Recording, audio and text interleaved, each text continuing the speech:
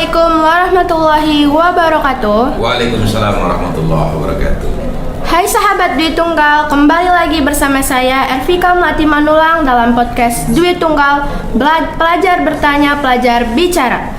Berbeda dari episode sebelumnya, pada pertemuan kali ini kita akan lucu-lucuan abis selama 15 menit ke depan.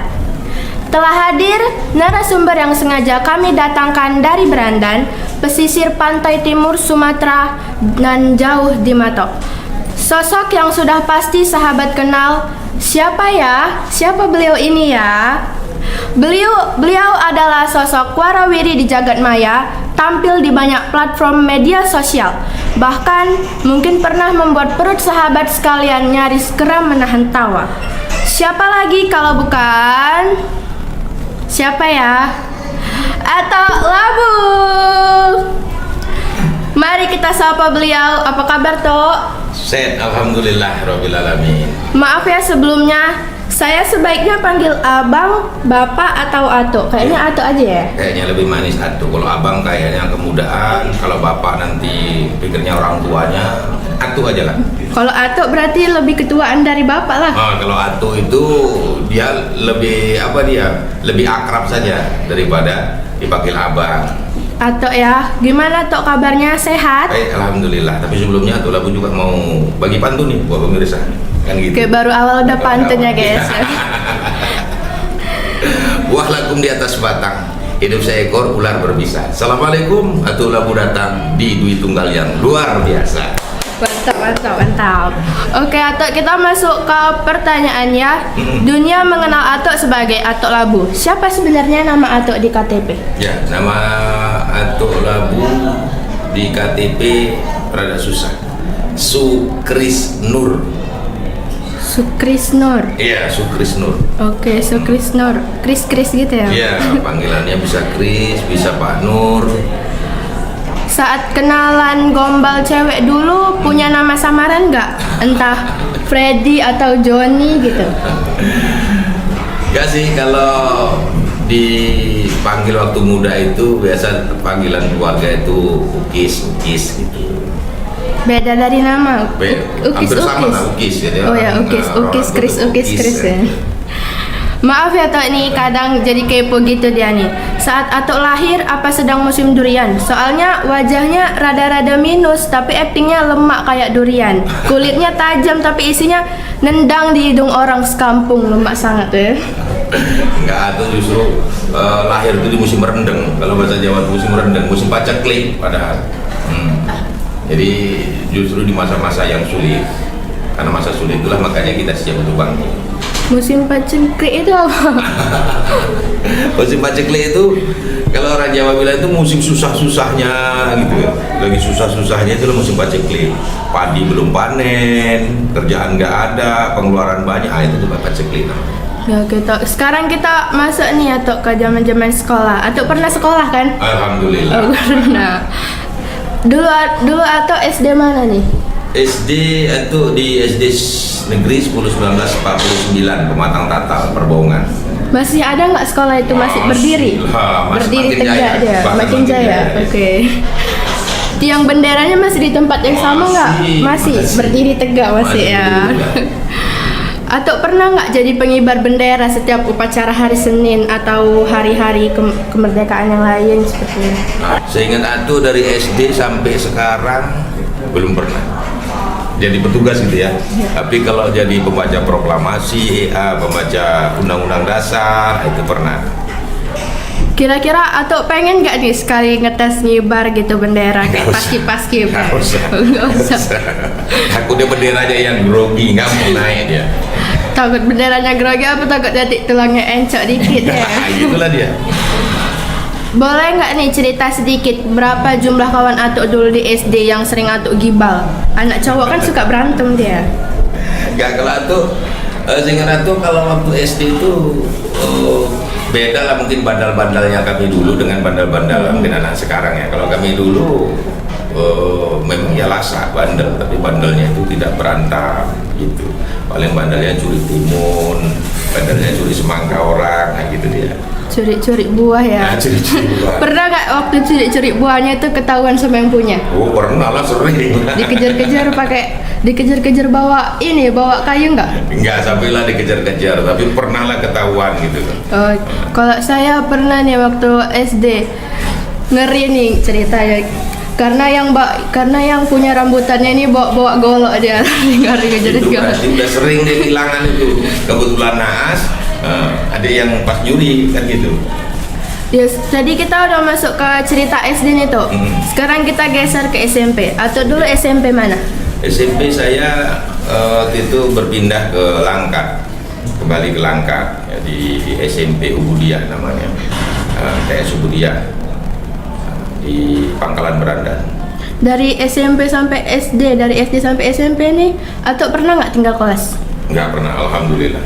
Kalau masalah cabut-cabut, bolos gitu? SMP ada satu kondisi yang memaksa waktu itu, atau memang berpikir kayaknya harus bolos ini gitu. Harus bolos ini. Tapi bukan karena niat malas sekolah ya, bukan. Karena waktu itu di zaman Ato itu, Ato anak baru dari Perbongan pindah ke Pangkalan Berandan, ya dari kampung kemudian sekolah ke kota gitu ya. Suasana masih baru, belum punya banyak kawan, belum tahu banyak suasana, situasi. Jadi Ato dulu SMP itu, SMP kelas 1 itu tiap hari jadi korban bully, tiap hari harus setor duit sama kawan. Zaman dulu bully mintain duit ya. Sekarang bulinya mukul-pukulan deh. Di Kompas, tiap hari kita di Kompas, tiap hari harus setor uang jajan kita kan. Udah uang jajan pas-pasan, tapi sekolah diancam kawan, suruh setor. Nah itu, sehingga berjalan 1 tahun itu hampir setiap hari itu jadi korban bully. Suatu hari Atuk merasa udah nggak tahan, karena kalau kita nggak kasih, kita mau dikeroyok, mau dipukul. Kemudian kita pulang, kita ngadu sama orang tua. Kita minta pindah lah gitu kan. Maksudnya jangan sekolah di situ, sekolah yang lebih dekat aja dari rumah gitu. Kenapa? Nah, asik diituin aja, diganggu kawan segala macam. Itu cuma orang tua cuma jawab gini, anak laki berantem masa ngadu. Iya. Anak laki karena berantem. laki dikenal itu harus kuat gitu ya, harus berani gitu. dia. Orang tua mungkin waktu itu dia melatih mental kita, keberanian kita. Karena perkataan itu, seharusnya kita nggak bisa pindah nih, nggak dikasih pindah. Maka caranya berpikir waktu itu, kalau gitu aku harus cari kawan. Aku harus cari kawan di luar, tidak di sekolah. Makanya saya waktu itu lebih sering cabut. Cabut sekolah, lebih sering bolos sekolah. Bukan untuk dicontoh nih ya, karena cabut sekolahnya pun guys karena masalah dia, karena dibully. Karena menghindarin itu kemudian mencari pergaulan yang lainnya gitu. Cari backingan. Di situ atau bergaul dengan anak-anak SMA yang lebih tinggi dari atau berpikir gini, daripada ini uang awak kasihkan sama kawan nih, yang tiap hari ngompas nih, bagus kasih kawan-kawan nongkrong nih gitu kan. Kawan yang lebih bisa ngertiin gitu ya. Yang sama-sama bandelnya lebih kan gitu. Alhasil setengah tahun kita bergaul kan kita dapat kawan banyak tuh di luar, dapat backingan. Nah disitulah baru kita mulai bisa melawan. Nah ketika kita sudah punya kawan, kita sudah bisa melawan, akhirnya posisi kita aman di sekolah dan bisa lanjut. Karena waktu itu kalau aku nggak coba untuk keluar cari pergaulan di luar, mungkin aku nggak tahan untuk sekolah. Mungkin pilihannya waktu itu menceng kan, nggak sekolah, berhenti sekolah gitu ya.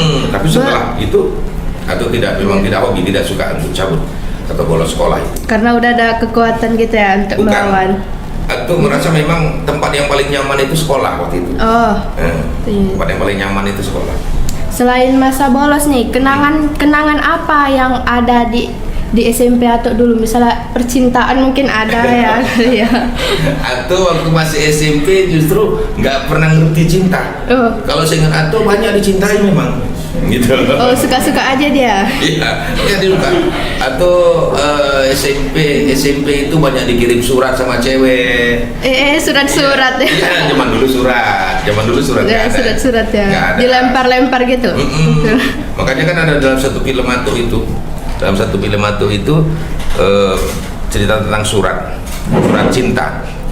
Jadi waktu itu Atu nggak ngerti, perempuan itu kalau ngirim surat sebelum tanda tangan dia itu pasti ditulisnya always ya. Always. Always itu apa nama bahasa Inggris itu? Always. Always. Iya, always itu pokoknya. Awal kan nulisnya always.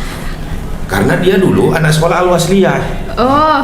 Jadi Atu pikir, oh dia tulis Al-Wasliyah. Jadi Atu balasnya waktu itu kan Atu sekolah Budiah.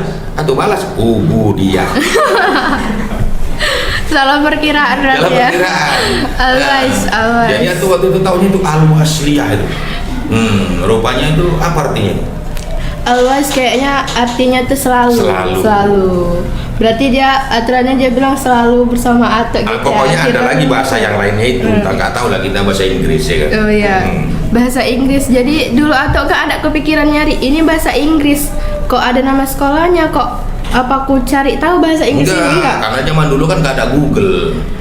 Mesti kalau cari kan mesti ke kamus kita, kamus bahasa Inggris. Dulu zaman dulu nggak ada Google. Kalau zaman sekarang kita nggak ngerti bahasa Inggris, langsung translate kan gitu. Kalau dulu nggak ada.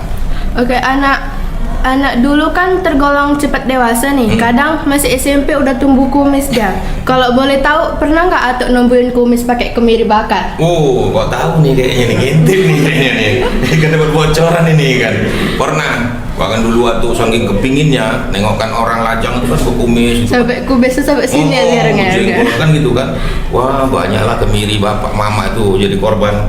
Asal mama beli kemiri, habis saja kemiri itu bapak bakarin kan gitu. Sampai banyak cara lah, Bang. Ada minyak namanya minyak Firdaus. Wah, di fotonya itu kan keren itu kan. Oh, di gambarnya itu sampai ampuh kan emang pakai enggak gitu? juga. Enggak juga. Enggak juga. Apa dulu kalau misalnya ada kumis gitu, kalau ada kumis berarti keren gitu? Bukan keren, kan kita namanya anak-anak itu kepingin dewasa, kepingin terlihat dewasa, ya, begitu biar dia. Kelihatan gagah gitu ya. Sekarang tadi masa SMP nih tuh, kita geser ke masa SMA dulu. SMA atau di mana? Yang sama. Jadi karena di sekolah SMP Atu itu ada dari tingkatan TK, madrasah, SD, SMP sampai SMA. Jadi Atu melanjut sampai SMA di situ. Kayak di sini ya, cuman di sini nggak ada TK SD-nya tuh. Saya pun di sini udah 5 tahun ini di Tunggal, bosan juga ya. Jadi kepala geng, sama-sama Atu. Jadi kepala dari masuk pertama itu jadi korban bully sampai akhir jadi kepala geng. Jadi semakin ini ya, semakin ditakuti orang. Bisa cerita sedikit nggak tuh tentang kenangan Atuk di SMA yang nggak bisa dilupain? SMA ini Atuk udah mulai cinta-cinta nggak sih? Udah mulai ngerti. Udah mulai terima cewek. Udah mulai ngerti gitu di SMA. Tapi nggak salah itu SMA kelas 1 atau kelas 2 di situ Atuk udah mulai ngerti. Gitu. Udah mulai pacaran? Udah mulai kayak gandengan tangan gitu? Oh enggak, itu pengalamannya lucu nih kalau Atuk ceritain. Atuk SMA itu pertama kali Atuk waktu itu belum tahu cewek. Jadi ada cewek yang lebih ngerti, mau diajak segala macam. Atuk pertama kali Atuk itu dicium sama cewek 3 hari Atuk demam. Dicium. Tapi 3 hari Atuk demam. Jujur Atuk demam 3 hari. Nggak senang malah demam nih? Nggak tahu, demam aja lah. Yang nyium ceweknya cantik nggak? Nggak ingat lah mukanya, tapi kayaknya ya lumayan lah. Aturannya dicium cewek pertama kali jadi kenangan terindah ya, malah demam deh. Karena waktu itu bukan kita tahu itu cinta, itu pacaran nggak tahu. Masih fokus sekolah dulu ya zaman Nggak dulu. juga fokus sekolah, cuma nggak ngerti aja, memang goblok aja. Oh, emang males ya. Memang goblok aja masalah cinta. Jujur ya, atau pernah ditolak cewek nggak pas ngungkapi perasaan di SMA? Jangan bohong, jangan bohong. Enggak, karena tipe Atuk itu tidak mengejar cewek. Oh, tapi menerima cewek gitu. Kalau lebih itu lebih Atuk nggak mengejar gitu. Di Jadi yang SMA punya resiko ditolak itu yang ngejar cewek kan. di SMA tuh atau masih kirim-kiriman surat juga? Oh iyalah, zaman dulu bahkan Atuk dulu spesialis, dulu itu jadi kerjaan sampingan, itu penghasilan sampingan sama Atuk. Jadi sampingan, surat-surat sampingan. Iya, Gak jadi- begaji, kerja gak begaji. bukan, jadi kalau ada kawan yang mau kirim surat itu bayar sama Atuk. Oh, Atuk tukang tulis. Memanfaatkan ya. Manfaatin, karena Atuk itu kalau dulu dibilang orang tuh ya lumayan lah, tulisan lumayan rapi, kemudian Atuk pandai berpuisi. Nah kemudian kalau perkara ngerayu cewek orang berani kan gitu, namanya cewek orang, bebas-bebas aja lah kita, Harus dimanfaatkan ya. situ dia. Oke, baik sahabat di Tunggal, sebelum kita akhiri sesi perkenalan ini, kita pastikan dulu Atok Labu punya anak, punya istri berapa? Maksudnya anaknya apa istrinya ini tanya? Dua-dua.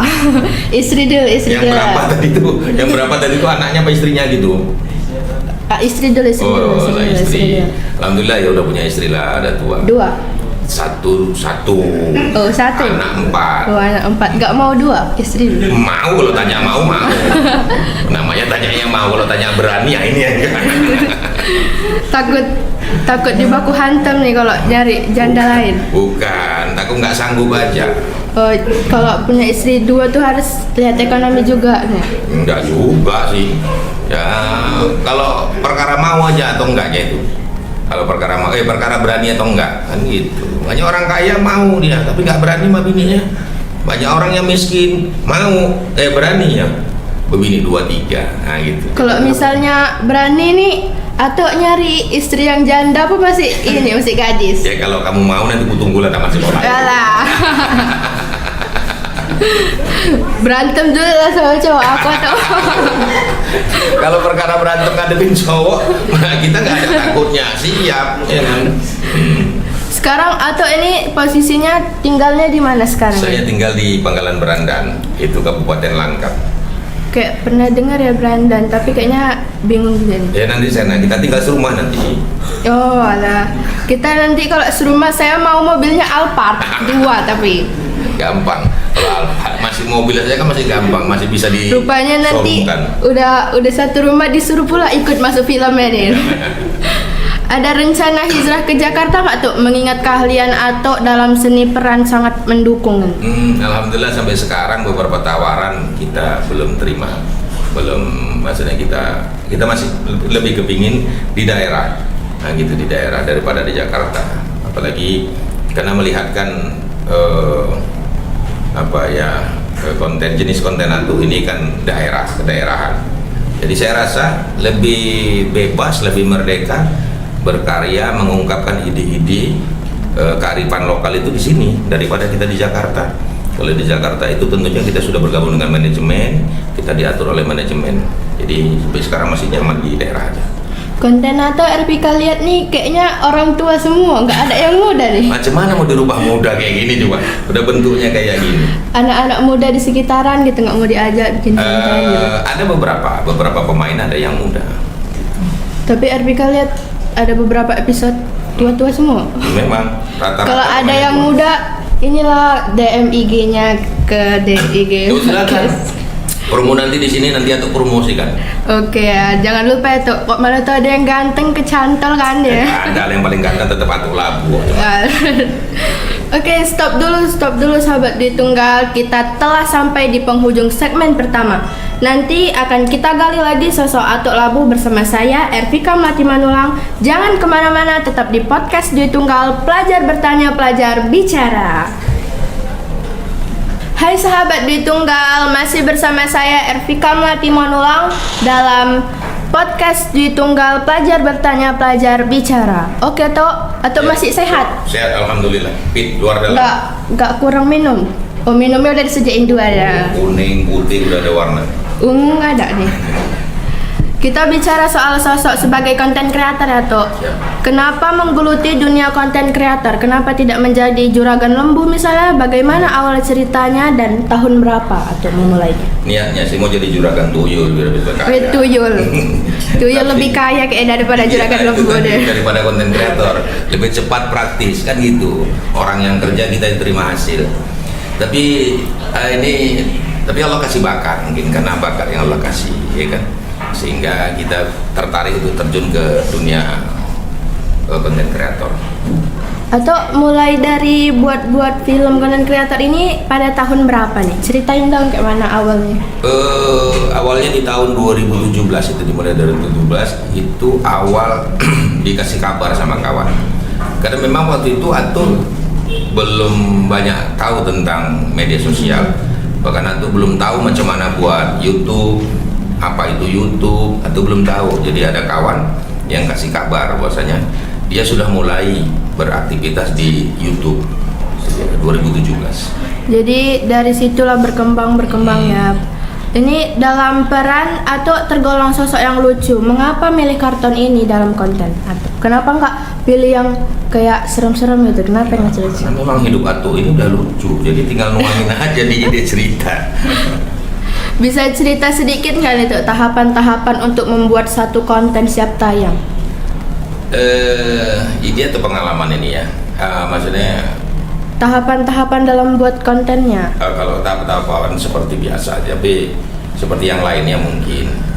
Tapi spesifiknya kalau Ato itu tentunya adalah menemukan ide utama dulu. Ide utama yang akan kita bawa. Kemudian ide itu dituangkan dalam tulisan naskah, lalu dikembangkan di naskah itu. Prinsip Ato, film itu harus jadi dulu dalam sebuah naskah. Film itu harus jadi dulu, jadi dia menjadi sebuah cerita yang utuh itu dalam sebuah naskah. Tidak ada anggaran improvisasi nanti di lapangan, oh nanti kan bisa dikembangin, itu nanti nggak usah dulu. Tapi yang paling penting adalah naskah. Jadiin dulu, matangin dulu di naskah, baru kita mulai syuting. Nah, setelah syuting baru editing, karena sebenarnya sempurnanya itu kan, perbaikan itu nanti ada di editing dengan teknologi yang ada sekarang. Atau itu buat naskahnya itu sendiri atau ada tim yang bantu? Sendiri. Itu nanti Ato bisa lihat ya, kayak buat naskah tuh stres gitu? Enggak juga. Jadi awalnya dulu memang di tahun pertama kita merasa oh kita nih yang buat naskah gitu ya. Kita pinter nih buat naskah di tahun pertama, sampai 100 film kita buat. Di tahun kedua sudah mulai penat, bingung gitu, apalagi lah, sampai akhirnya kita sadar, kita bahwasanya oh bukan kita yang punya kemampuan ini. Kalau kita yang punya kemampuan, pikiran kita, otak kita yang kita anggarkan untuk memikirkan itu, maka nggak akan mampu. Maka biarkanlah kita berpasrah kepada Allah. Makanya Ato yakin siapa yang buat naskah? Allah. Gitu. Jadi Allah dengan cara apa ya, tentunya bukan pasrah nunggu dari Allah yang nuliskan ya, bukan gitu. Tapi ada upaya-upaya gitu ya, ada upaya-upaya yang kita lakukan untuk mendapatkan ilmu-ilmu dari Allah tadi. Upaya doa kita, berbanyak selawat, baca buku, itu yang terpenting. Baca buku gitu. Kemudian ya banyak bersosialisasi, dialog, diskusi dengan kawan. Kalau menurut saya sih buat naskah itu sulit ya, karena kan jurusan broadcasting ya Pak, itu ya. Jadi mungkin sering ada PR buat naskah gitu. Untuk sekarang ini ada teknologi ya, jadi bisa nengok-nengok teknologi. Nengok AI gitu ya. Nah, iya. Ada kelebihan dan kekurangan dari teknologi itu. Contohnya AI. Kalau kita pakai AI, semua yang kita tanya tahu dia. Yang tak tahu dia mungkin siapa bapak kita, kakek kita, gitu, buyut kita. Karena dia mungkin nggak sempat kenal. Kalau buyut pun saya nggak tahu siapa. Itu dia. Tapi kelemahan AI tidak punya kepekaan sosiologi yang kita rasain. Nggak punya kepekaan jiwa yang kita rasain, gitu dia. Di situ lemahnya. Makanya berangkatlah memulai naskah itu, cerita itu dari realita dulu. Kemudian apa yang kita rasain, apa yang di sekitar kita alami, apa yang ada gitu. Itu lebih mudah, nggak jadi beban. Kalau udah nih ya proses editing udah selesai nih tuh, atau tuh ngepost video kontennya tuh di YouTube, TikTok, sama apa lagi nih Mbak? Kalau saya pribadi saya hanya bertugas di YouTube. Tapi untuk platform yang lain itu ada manajemen saya. Oh, ada timnya. Ada manajemen saya yang mengurus semuanya di media-media sosial lainnya. Pasti Ato ini pernah mengalami kendala saat produksi. Apa saja kendala yang sering dialami? Kendala dalam teknis ya. Kalau kendala dalam teknis produksi. Kayaknya menurut saya nggak ada paket. Enggak lah, kalau paket udah kelar lah itu ya. Kalau urusan paket udah kelar. Kalau awal-awal itu kendala itu adalah orangnya, pemainnya, gitu, pemainnya. Karena di tahun 2017, 2018 YouTube itu belum begitu fenomenal ya, belum begitu banyak dikenal. Konten kreator itu orang masih apa itu konten kreator? Jadi YouTuber itu apa gitu? Dulu kendalanya itu di situ. Jadi kita sudah buat naskah, orangnya nggak mau, nggak ada. Sehingga kenapa kok di peran Atu itu dari awal film sampai sekarang itu ada 16 karakter yang Atu peranin sendiri. Bukan karena memang Atu itu mau meranin itu, bukan, tapi karena tidak ada orang yang mau diajak dulu. Ini Gitu. capek nggak nih tuh ganti-ganti peran terus ganti-ganti baju pastinya? Ya kalau dibilang capek, enggak juga sih, nggak capek. Cuma lagi memang kita lebih banyak saja waktu kita yang untuk merankan itu. Biasanya berapa lama waktu yang dibutuhkan untuk membuat satu konten, satu video? Film saya, apa nih proses syutingnya? Iya, berapa lama waktunya? Misalnya satu hari tuh siap gitu langsung. Kalau jadi syuting seperti- kalau syuting untuk video film saya itu 25 menit misalnya, atau 20 atau 25 menit itu kalau dihitung waktunya itu 3 jam selesai. Cepetnya. Kalau ini ya mungkin karena masih awal ya mungkin ya tuh.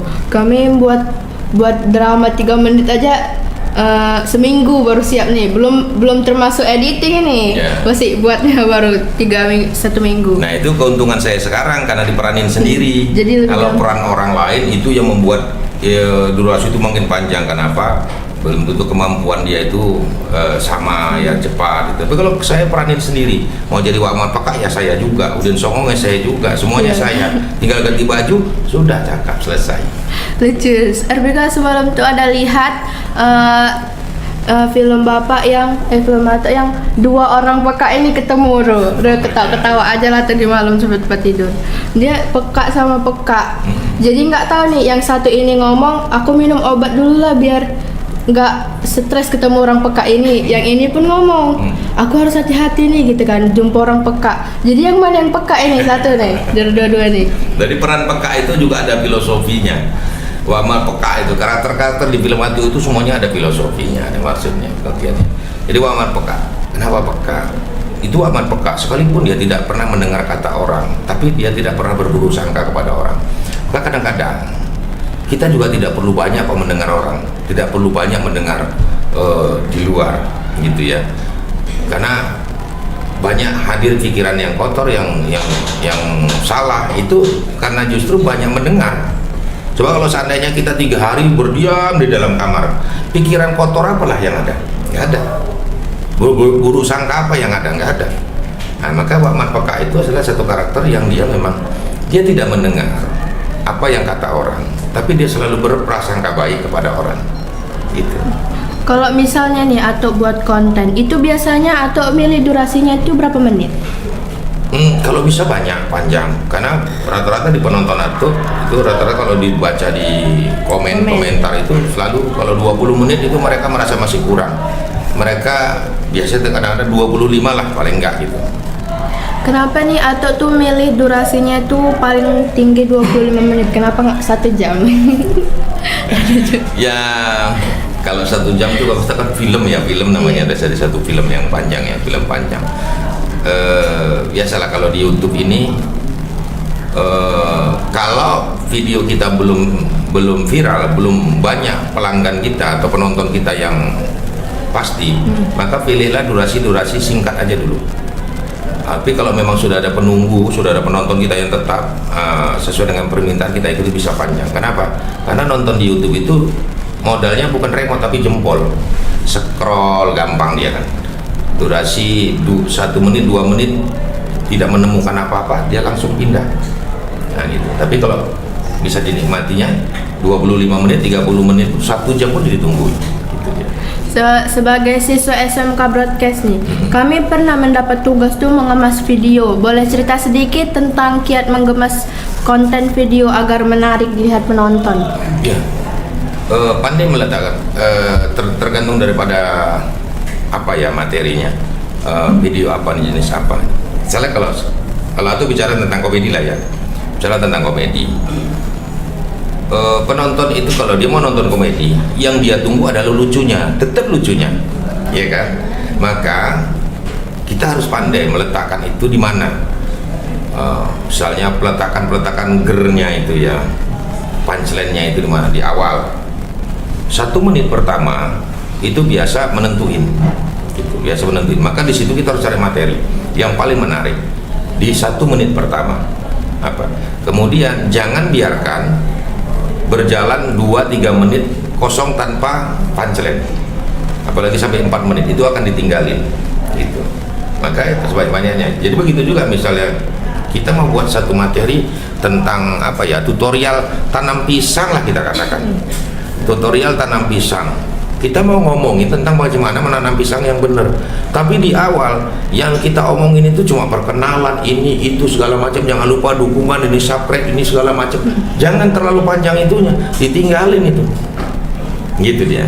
Jadi penonton sekarang ini, media sosial ini, dia tidak mau lama menunggu, karena modal dia cuma jempol, scroll jempol, ya kan? Lambat sedikit, membosankan sedikit, tinggalnya kita. Nah, makanya kita harus tahu deh teknik-teknik. Ya, sisi menariknya harus ada gitu ya. Soal kemasan konten, atau ini dapat temanya itu dari otak sendiri atau dari tim-tim yang ada di balik layar? Dari hidup sendiri. Maka saya katakan cari tema, alur cerita, naskah itu apa yang kita alamin, apa yang kita dengar, apa yang terjadi di sekeliling kita, di lingkungan kita, gitu ya, kehidupan yang terdekat, sehingga penonton pun merasa sama kali ini. Misalnya nih, atau bicara tentang macam mana situasi sekarang ini, musim undangan nih, musim pesta, gitu kan. Kita bicara tentang musim pesta, macam mana lah kondisi masyarakat ketika menghadapi pesta. Karena itu juga ngalamin, tetangga juga ngalamin, rantangan lagi banyak. Mama pernah dapatkan rantang? Sering? Enggak pernah. Oh, belum pernah. Nanti enggak. Mamanya, enggak. Ibunya enggak ya. Mungkin tinggal di kota ya. Iya, Kalau di kampung, kondisi di kampung seperti itu. Habis musim panen, musim kawin, nih kan? Kan sama kayak kodok juga kita nih, kan ada musim kawin, ada musim bertelur, ya kan? Ada musim netasnya gitu kan, musim beranak gitu. Nah, di kampung, kehidupan di kampung itu musim kawin nanti pesta, musim bunting, jadi kan bertelur tadi itu. Ada juga nanti puputannya apa segala macam. Nanti musim melahirkan, ya undangan lagi, pesta lagi. Ini kan situasi yang selalu dialami, dirasain ya. Nah, ketika kita angkat itu, maka penonton kita dia merasa terwakili, gitu dia, merasa terwakili. Sehingga jangan cari ide itu yang jauh dari kita. Misalnya kita di Indonesia, yang kita ceritain di mana, antariksa mana gitu kan, ya nggak, orang nggak nyambung ngerti, dia. Ya. Apa maksud dia nih? Kenapa dia cerita ini gitu ya? Kalau ini kan video Alto ini bukan hanya konten lucu ya, tapi juga ada motivasinya. Apa respon netizen soal konten Alto? Dari pihak penonton, alhamdulillah memang bahkan di luar dari ekspektasi Alto sendiri ya. Apa netizen mendukung banget gitu? Luar biasa. Justru karena itu yang menjadi salah satu senjata, dan makanya di luar daripada sangkaan saya. Tapi ini hanya saya bukan mau dakwah, tapi bagi saya Udin Songong hadir ya, yang rambut gondrong itu yang selalu Udin Songong namanya. Udin Songong namanya, dengan penampilan yang berbeda dari ustadz-ustadz dan kiai, tapi berbicara tentang kebaikan itu sih. Pakai baju gengsi, rambutnya gondrong, pakai topi, berbeda dengan penampilan misalnya pakai jubah, pakai sorban dan lain sebagainya. Tapi dia berbicara tentang kebenaran, kebaikan gitu ya.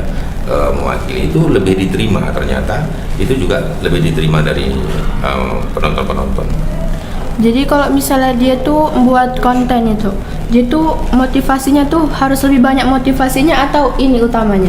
Tidak, motivasi itu kalau dalam film itu, motivasi itu hanya satu jawaban, kesimpulan dari sebuah konflik. Misalnya cerita kita ini tentang konflik rumah tangga nih, antara keluar rumah tangganya si Bahlul lah, kita katakan Bahlul konflik dengan istrinya si Mirah nih tadi, tidak menemukan dari segala macam. Maka di endingnya, di ujungnya baru dia ketemu untuk memberikan solusi dan pencerahan tadi. Selama jadi konten kreator nih, atau tuh diapresiasi nggak dari pihak atau lembaga tertentu? Misalnya prestasi apa yang paling membuat Atok bangga dari set konten itu? Sebuah apresiasi kan tidak berbentuk penghargaan ya, bukan hanya berbentuk penghargaan, tapi bagaimana lembaga-lembaga itu, instansi-instansi itu menerima lah ya, merespon lah ya. Ya alhamdulillah, kalau sampai sekarang ada beberapa instansi dinas di provinsi yang sampai sekarang masih terus aktif berkegiatan dengan ATU. Kemudian instansi untuk tingkat pemerintahan daerah justru lebih banyak di luar daerah yang ATU tempati. Nah, itu biasa kayak dukun gitu mungkin ya. Dukun tuh kan kalau di daerah di tetangganya nggak terkenal ya, tapi nanti tamunya tahu dari mana-mana gitu ya. Atau mungkin seperti itu gitu ya. Jadi saya lebih banyak tampil itu sering di luar daerah saya sendiri gitu. Saya sampai ke Riau, sampai ke mana-mana gitu ya, Bangkinang bahkan gitu ya, Aceh. Tapi di Langkat misalnya itu lebih tidak. Tapi kalau untuk kementerian beberapa kali lah di kementerian di pusat juga ada. Kebanyakan kalau macam saya itu ya isi-isi seminar lah. Baik sahabat Dwi Tunggal dimanapun Anda berada, kita telah sampai pada segmen akhir podcast Dwi Tunggal, pelajar bertanya, pelajar bicara. Narasumber kita Atok Labu juga sudah berbagi tips panjang kali lebar, kayaknya lebar kali ya tadi, tentang profesi konten kreator dan kiat mengemas konten video. Pada segmen penutup ini, segmen terakhir, kita akan dengar petatah petitih petuah-petuah yang bisa kita jadikan motivasi menjadi konten kreator yang baik dan bermanfaat bagi dunia jagat maya. Oke toh, apakah konten kreator ini bisa dijadikan profesi bagi kalangan anak muda? Sangat. Kalau saya bilang hari ini keniscayaan. Hari ini untuk menjadi konten kreator, walaupun itu tidak disebut dengan sebuah status pekerjaan yang apa ya, tapi itu sebuah saya rasa saya jadikan itu sebuah keniscayaan. Kenapa? Karena hari ini hampir semua anak yang sudah mulai bisa melihat dan menonton, sudah pandai menonton, itu semuanya pegang HP, nonton media sosial, memanfaatkan media sosial. Hanya saja pemanfaatannya itu dalam bentuk apa? Apakah dia sebagai pengguna, apakah dia sebagai pelaku? Mayoritas untuk anak-anak Indonesia, terutama untuk tingkat-tingkatan pelajar seperti adik-adik ini, itu menggunakan media sosial itu sebagai pengguna saja, pengguna manfaat, bukan sebagai pelaku atau penggiat ya. Kreator itu kan pencipta ya, orang yang kreatif, berkreativitas, pencipta gitu. Nah itu yang sayangnya, sehingga saya tadi ngobrol dengan beberapa ya, kepala sekolah, ada tadi Bapak pembimbing ya untuk Tunggal ini. Saya merasa luar biasa. Ini SMA satu-satunya dan yang pertama ya saya rasa yang menyediakan program pendidikan apa tadi? Podcast atau bukan blogger atau apa ya? Ya pokoknya. Karena kami juga bangga karena broadcasting ini satu-satunya jurusan yang ada di Tanjung Morawat. Itu tadi saya dengar. Ada jurusan broadcast. Ini nggak pernah saya dengar di tempat lain. Ya, nggak pernah saya dengar di tempat lain itu. Dan ini mungkin satu-satunya ya yang ada di Tanjung Morawat. Tanjung Morawat, bukan di Tanjung Morawat, saya rasa di Sumatera Utara mungkin. Kalau saya beberapa keliling di beberapa tempat di sarana pendidikan begitu. Dan ini yang pertama. Sehingga saya berharap mudah-mudahan ke depannya memang terciptalah anak-anak yang sadar dulu, sadar manfaat. Ini nih, kita selalu dengar dunia dalam genggaman. Dunia dalam genggaman itu apa? Ini, saat ini. Inilah dunia. Jadi kalau kita katakan, apakah kita harus ngerti, apakah ini bisa jadikan profesi? Saya dulu ketika mau tamat SMA, itu saya punya cita-cita ingin kerja di Jepang. Jepang. Ya, Biar jumpa cewek-cewek cantik bukan, nggak? pengen punya gaji besar gaji di Jepang. besar ya. Atau minimal dulu di Malaysia ya. Di Malaysia, karena kita kepingin punya gaji lebih besar lah daripada di Indonesia. Kalau di Amerika nggak sampai pikiran kita kan gitu kan. Tapi itu nggak tercapai. Alhamdulillah setelah kita menjadi konten kreator, tanpa pergi ke sana, kita berkegiatan, berkreativitas di belakang rumah. Maaf cakapnya, bahkan adik berkegiatan di dalam kamar adik sendiri. Adik sudah bisa dapatkan gaji Yuan, gaji Jepang, gaji Cina, gaji Amerika, gaji dari Australia, dan seluruh negara. Penonton saya berasal dari 160 negara. Oh iya, banyak kali. Berarti saya punya penghasilan dari 160 negara itu. Kenapa? Ketika orang Amerika yang menonton film kita, maka iklan yang muncul itu adalah iklan Amerika. Ya kan? Iklan Amerika, dan bayarannya lebih gede di sana daripada di Indonesia. Itulah makanya kenapa kita harus pinter, anak-anak bangsa ini itu harus pinter untuk menerima perkembangan teknologi ini. Sayangnya Ya, pintu globalisasi itu dibuka luas, tidak seimbang dengan penyediaan dan persiapan generasi yang akan menerima. Ada anak-anak kita ini yang menerima. Ini pintu gerbang, ingat loh deh. Negara ini sudah dunia ini sudah membuka pintu gerbang globalisasi, persaingan perdagangan bebas itu seluas-luasnya. Maka kalau EBIT GAD roda zaman mau gilas kita, inilah caranya. Ketika roda zaman itu terus berputar, berkembang, kita tetap berdiam pada tempat posisi kebodohan kita, tidak ingin berkembang dan memanfaatkan itu, maka kita tergilas. Oleh karena itu untuk adik-adik, sudah tepat pilihan kalian kalau seandainya kalian berada di jurusan broadcasting tadi. Kenapa? Maka di tangan kalianlah itu bisa menemukan manfaat, sejuta manfaat di sini deh. Ini dunia, ini jelas, inilah dunia dalam genggaman. Ketika kamu sudah ngerti memanfaatkan ini, berarti dunia itu sudah ada dalam genggaman kamu. Hari ini kamu mau ke Amerika, kamu nggak perlu jalan ke sana kan? Buka saja.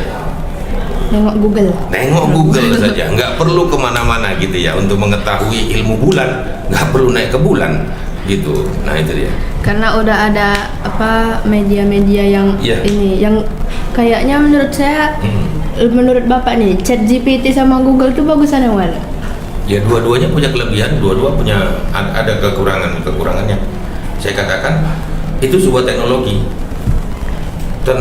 tapi mereka tidak bisa mewakili perasaan. Belum tentu bisa mewakili perasaan kan. Tapi menurut saya karena ada ChatGPT nih, jadi siswa-siswa ini kayak males gitu, ada PR, udahlah searching aja gitu. Itulah makanya saya katakan kenapa tidak seimbang teknologi yang tumbuh dengan kesiapan kita. Kita ini masih pengguna, masih tahap pengguna. Kita kan sekarang ini kita jarang berpikir. Kita mau tanya apa saja kita ambil ke Google. Kita mau belajar apa saja kita buka ke itu segala macam. Ada tahu nggak yang menyediakan itu datang dari langit, tahu-tahu ada dalam sini atau ada manusia yang menyediakan? Manusia. Ya manusia yang menyediakan. Iya. Kenapa bukan kita gitu loh? Kenapa bukan kita? Ketika kamu nonton film komedi, itu kan ada orang yang menyediakan. Nah, pertanyaannya kenapa kita hanya menonton? Kenapa bukan kita? Nah, dari jurusan-jurusan inilah, dari tamat-tamatan Dwi Tunggal inilah nanti yang harus menjadi penyedia-penyedia itu. Ketika adik-adik kamu nanti ke depan mau nanya tentang apapun, ilmu apapun, kalianlah penyedianya, kitalah penyedia itu. Berapa sih hasil konten kreator yang dihasilkan tiap bulan? 1 digit, 2 digit, atau bahkan 3 digit? Berdijit-dijit lah. Digit-digit lah. Berdijit-dijit lah.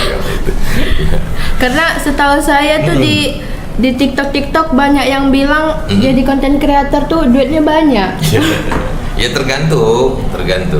Tapi potensi terbesar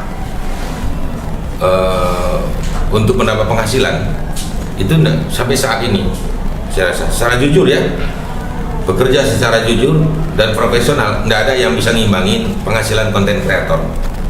Nggak ada yang bisa ngimbangin konten. Sebutkan jabatan setingkat apa di negeri ini yang punya gaji 5 menit 40 miliar. Lebih banyak kali. Nggak ada kan gaji ya, penghasilannya gitu. Lain korupsi ya. Oh, DPR sama konten kreator menang mana nih? Wah, jauh lah DPR. Kalau cuma gaji pokok aja, kalau cuma gaji pokok saja ya gitu. Jauh lah DPR itu sama konten kreator gitu ya. Tapi konten kreator macam mana gitu ya. Jadi saya katakan kenapa 5 menit? Coba tonton yang saat inilah ya, misalnya kreator TikTok ya, kreator TikTok untuk PK. Kreator TikTok pun kadang cuman velocity aja dia dapat duit gitu. Nah itu dia. PK, perang koin. Ya kan? Nah, itu 5 menit itu ya. 5 menit itu bisa puluhan miliar dia dapat. Itu dia. Nah, tapi kan pilihan-pilihan. Ketika kita gagal, oh ternyata kata Atuk Labu gampang ya segala macam ya. Semuanya perlu perjuangan dan semuanya punya ilmu. Kalau hasil-hasilnya itu hasil ini Atuk dapatkan dari mana? Misalnya hasil konten kreator itu udah Atuk belikan apa? Belikan mobil kayak rumah kayak tanah gitu. Oh iya. Ya. Ya apa ya? Alhamdulillah kalau alhamdulillah saya sebelum menjadi konten kreator saya ini guru horor di sekolah. Honor itu statusnya, emang gajinya horor kan? Oh, horor. Tanya sama bapak-bapak guru ini. Ya kan? Iya di TikTok. Kalau Di TikTok ada saya lihat dia tuh guru honor, gajinya kayaknya nggak sampai 500.000. Kasihan juga dengan kasihan ya. Kasihan, tapi itu harus diperjuangkan, bukan Iya. dikeluhkan. Nah, saya 15 tahun saya berprofesi sebagai guru. Ya dengan gaji guru horor tadi ya, saya katakan gaji horor tadi itu ya untuk meningkatkan taraf hidup ya pasti sulit lah. Nah, kalau dibandingkan dengan konten kreator ya sekedar jadi konten kreator ini gimana? Ya jauh lah. Saya gaji pertama 49.000 sampai terakhir saya guru horor tadi 500.000 49.000. di tahun 97. Oh alah, kirain tahun sekarang. Kalau sekarang 49.000 sekarang nggak dapat apa-apa ya. Ya nggak dapat apa-apa lah kalau sekarang. Kalau penghasilan sekarang alhamdulillah apa ya? Ya alhamdulillah sudah bisa punya showroom mobil. Ada mobil Lamborghini ya? Nah, Lamborghini yang nggak ada, tapi kalau Alphard ada. Oh, Kalau mau yang lain ada. Banyak merek-mereknya. Banyak merek-mereknya. Kereta tuh berapa? Sepeda motor? Saya nggak punya, anak saya yang punya. Pakai mobil Saya ya. nggak punya. Jelang penutup kebersamaan, apa pesan Atok bagi generasi muda yang sedang mengejar cita-citanya saat ini? Ya. Tentuin dari sekarang.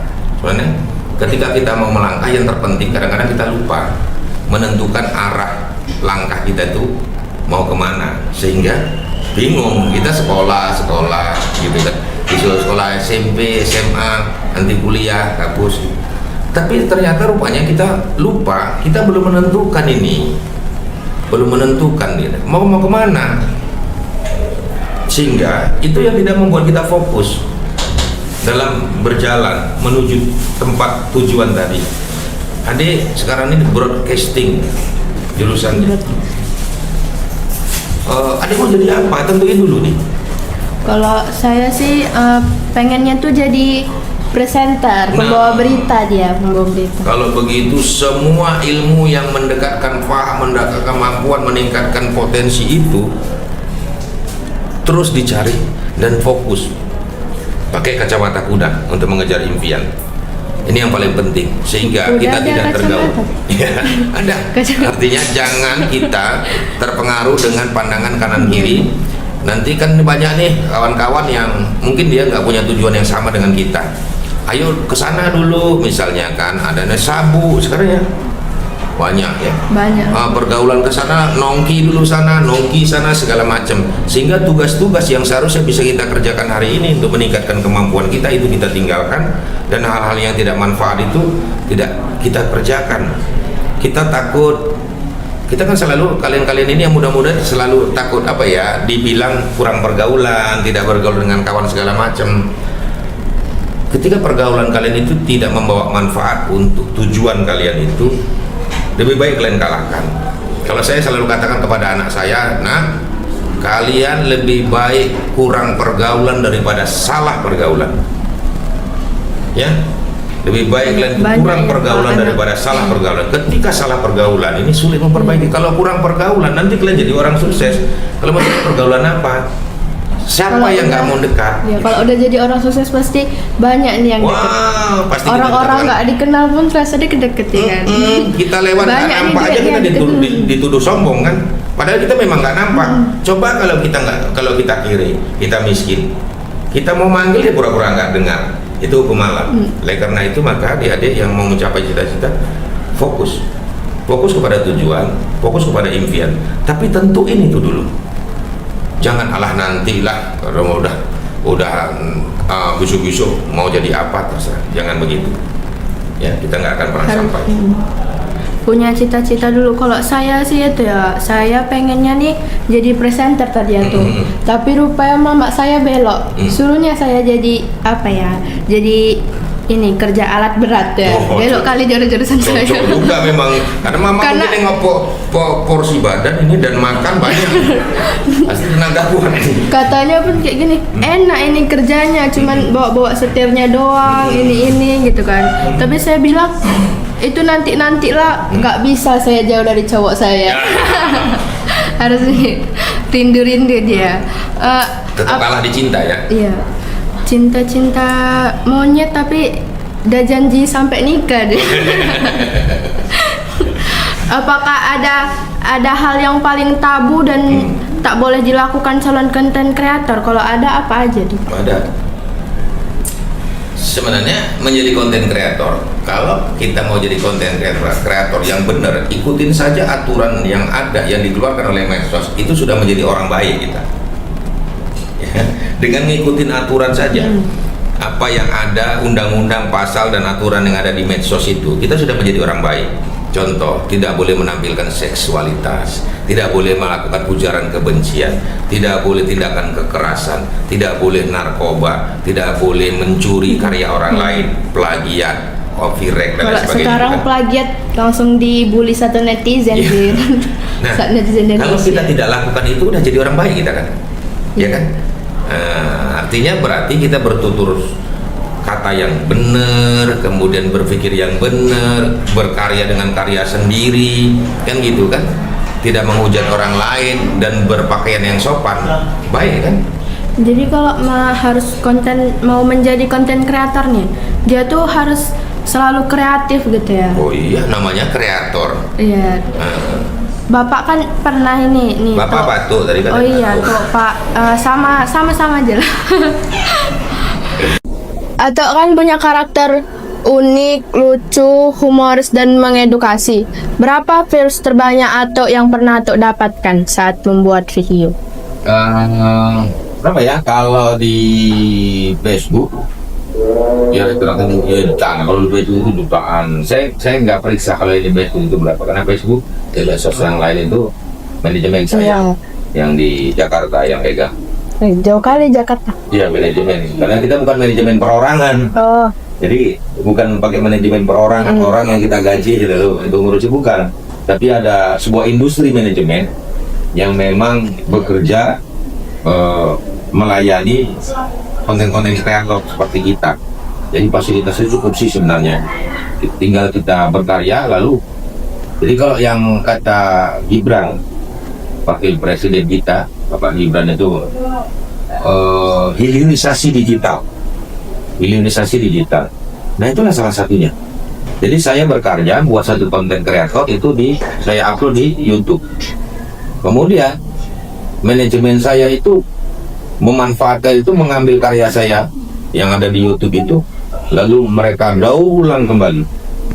Mereka ubah lagi dengan resolusinya, ada penambahan ininya, gambarnya, lain sebagainya, diupload di banyak platform media sosial lain.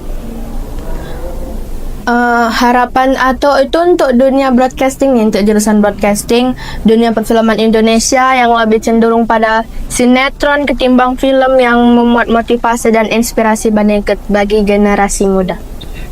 Maksudnya gimana? Kayak harapan Ato untuk di dunia broadcasting, dunia perfilman gitu, harapannya. Ya, ini semua punya segmen penonton masing-masing, mau apapun itu yang kita ciptakan. Sebenarnya untuk menjadi kreator di media sosial itu yang dituntut adalah isi dan kreativitas kita dalam memuaskan, menjawab keinginan penonton. Mau itu sinetron, mau itu film dan lain sebagainya, kan gitu kan? Mau kita bicara tentang itu tadi, pisang ngolet atau donat ini segala macam. Semuanya punya segmen, punya penonton masing-masing. maka yang paling penting adalah isi daripada konten kita itu. Kemudian jangan lupa kalian nanti adik-adik sekalian tumbuh, kalian berkembang mungkin menjadi apa ya, dari presenter.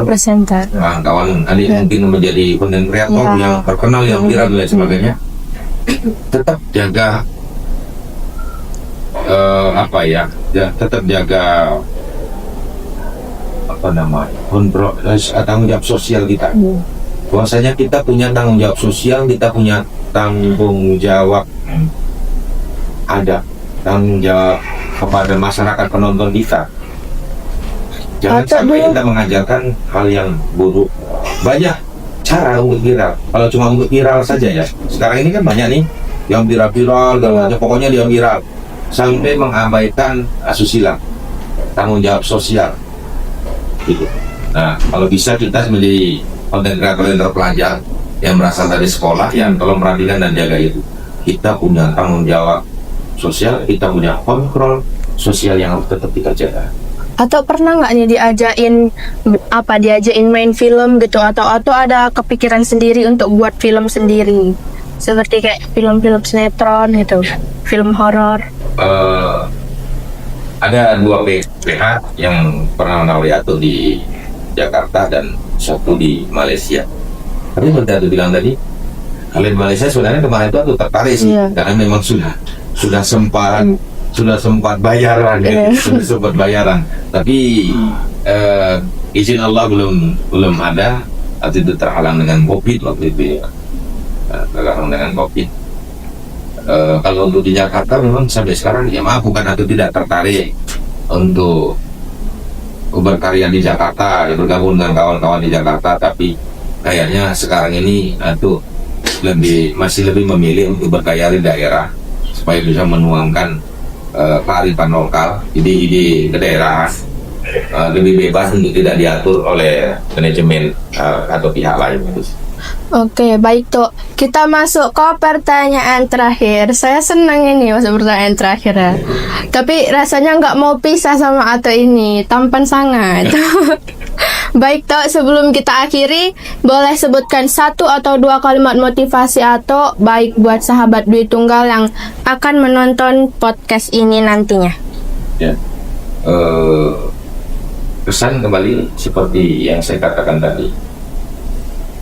Hidup itu bukan cuma bicara sekarang. Hidup itu adalah perjalanan yang sudah dari hasil yang kita lalui di masa lalu, dan kita akan berangkat di masa akan datang. Manusia itu produk pikiran kita. Jadi ingat, manusia itu produk pikiran. Kita adalah produk pikiran kita. Kita mau jadi apa? Saat ini kita jadi apa? Saat ini kita berada di mana? Itu hasil dari produk pikiran kita di masa lalu. Dan kita ke depannya mau jadi apa? Seperti apa dan di mana? Itu ada apa? Hasil produk pikiran kita saat ini. Oleh karena itu, jangan sembarangan menentukan, menghasilkan produk pikiran. Oleh karena itu, ketika kita mau berpikir, ketika kita mau memutuskan, dan pikiran kita mau jadi apa, itu harus hati-hati. Benar-benar dipikirkan, jangan salah langkah. Contoh adik punya keputusan sudah ingin menjadi presenter.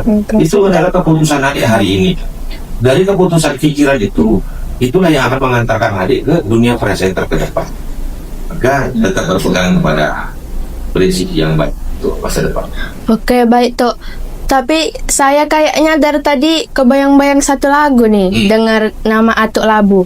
Tahu nggak lagu yang Labu-bu? Labu-labu. Oke. Terima kasih Atuk Labu sudah berkenan datang ke kabin siar Dwi Tunggal Podcast hari ini. Semakin sukses dan terkenal tidak hanya di dunia maya namun juga di dunia nyata. Saya Ervika Melati Manulang undur diri, sampai jumpa di podcast berikutnya. Wassalamualaikum warahmatullahi wabarakatuh. Waalaikumsalam warahmatullahi wabarakatuh.